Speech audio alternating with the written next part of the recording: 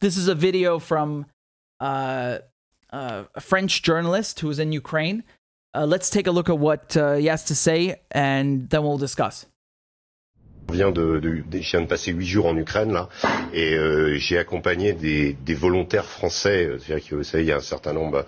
Il y a eu un appel au début du président Zelensky qui a demandé à des volontaires internationaux qui avaient des expériences de combat. Et donc j'ai accompagné 3 Français, dont un qui a déjà été militaire avant, et 2 qui avaient combattu ensemble au Rojava avec les Kurdes contre Daesh. Donc des gens qui avaient des expériences militaires. I'm just gonna stop you right there. Rojava is not a thing. That's northeastern Syria. Hasake Deir Zor. All right. So let's set the record straight. I'm gonna let him continue. Avec les Kurdes contre Daesh, donc des gens qui avaient des expériences militaires. J'ai passé plusieurs jours avec eux et j'ai eu la surprise, et eux aussi, de découvrir in fine que pour pouvoir aller dans l'armée ukrainienne, eh bien, c'est les Américains qui sont à la manœuvre. C'est-à-dire que nous, on a failli se faire arrêter. On a été confronté à un Américain qui est venu nous dire « Ici, c'est moi qui commande ». C'est pas les Ukrainiens qui commandent, c'est moi qui commande. Je parle de la formation et de l'enrôlement dans l'armée ukrainienne de volontaires internationaux. Voilà. Le type m'a même donné son nom. C'est un ancien de la guerre d'Irak. J'ai fait mes vérifications. C'est un reportage qu'on peut retrouver dans le Figaro magazine de cette semaine. J'ai été extrêmement surpris de la violence des propos de cet Américain, du fait qu'il nous a pris pour des volontaires au début. Quand il a vu qu'on était des journalistes, il nous a dit de dégager. Après, il était un peu plus... mais en l'occurrence, c'est moi qui commande. Vous enlevez les puces de vos portables, surtout les puces internationaux. On vous donnera d'autres puces, etc. Et yeah, so just to explain that, the Russians were targeting a lot of mercenaries, foreign fighters, because of their SIM cards. When you see, you know, like 20 UK numbers in the same area, it's a pretty good guess those are foreign fighters coming from the UK, for example, right? So that's why, and Russia actually, they struck a base full of foreign fighters, including from the UK, because they forgot to take their SIM cards out. So yeah, that's a thing. En l'occurrence, c'est moi qui commande. Vous enlevez les puces de vos portables, surtout les puces internationaux. On vous donnera d'autres puces, etc. Et ensuite, on signe un contrat jusqu'à la fin de la guerre. Et qui est à la manœuvre? Eh ben, ce sont les Américains. Je l'ai vu de mes yeux vus. C'est pas, alors, ce n'est pas l'armée américaine officiellement. J'ai compris. Évidemment, vous comprenez. On va pas le dire.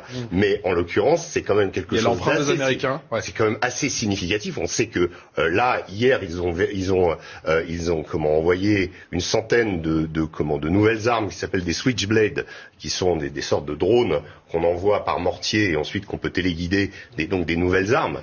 Officiellement, ils l'ont fait et ils vont le faire. Donc ils ont quand même opéré, par rapport à ce que dit Karim, c'est quand même la vérité. Moi, j'ai eu l'impression un petit peu, quelque part, que cette guerre, au-delà de l'aspect romantique, je veux dire, moi j'ai l'impression d'être avec les brigades internationales, et in fine, je me retrouve avec le Pentagone, quoi, en face. That was a good ending.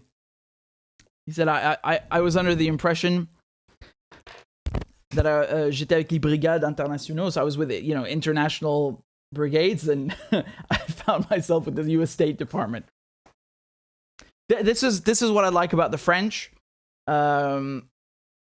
because sometimes, the French don't like the English, and they don't like the Americans, really. So they're not afraid to say truths like this, right? This isn't something you would hear on MSNBC or the BBC, right? I don't know what to say. He kind of said it all, right? So this idea that you have benevolent, noble warriors that are making this journey to Ukraine and helping out against the big bad Russian bear, of their own accord, and it's just like it's a foreign legion. Not really. It's not even the Ukrainians running it. It's obviously the Americans.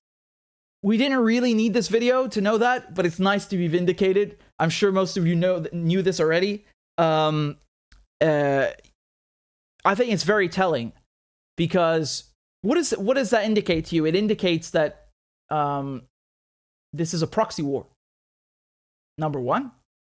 And number two, the United States doesn't appear to be interested in a diplomatic solution, because the correct thing to do is, would have been to avoid this whole war in the first place, right? You don't have to like Russia to understand that, as the largest country on earth with the most nukes and being surrounded by an adversarial military alliance, that's not going to end well.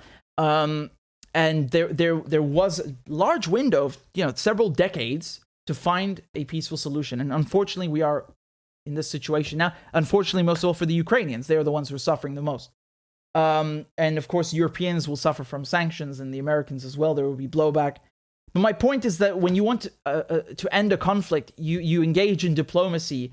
You don't send more weapons and send advisors and try to, rack up foreign fighters and keep the machine going. I don't think this is very helpful. And just look at it this way. Imagine you're the Russians right now and you're seeing this, hearing this information, which I'm sure they already knew. But it really shows you that this is not just an issue with Ukraine. This is the United States fighting Russia through Ukraine, right? It's a proxy war. And that is very, very important to understand, because it puts the whole thing into a different perspective, right? It puts it into context. It's not just about the big bad Russian bear. No, there are other interests at play here. And when we say the US is running the show, we mean that quite literally, running the show on the ground. So another thing to look at is also that, they say, well, the West, they're just sending weapons.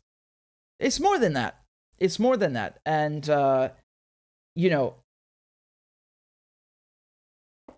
there are certain things that during the Cold War, were avoided. For example, you don't have Russians fighting Americans, in direct confrontation. Why? Because that would lead to World War III. And that's still true today because of the balance of power. I don't think it's very wise to have, military advisors on the ground. The Russians could take that the wrong way, and then you end up in a very, very hot situation, right? You end up in a very, very hot situation.